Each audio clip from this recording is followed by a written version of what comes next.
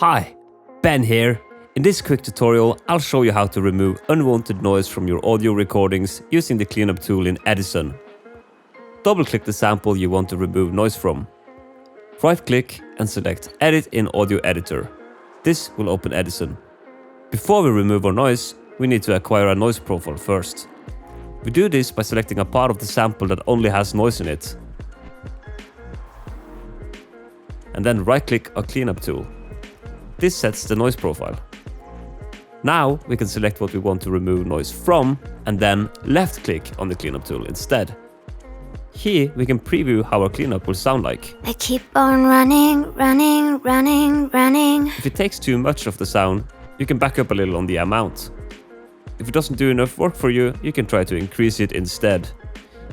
Selecting output noise only lets us hear only the noise that we remove from our audio.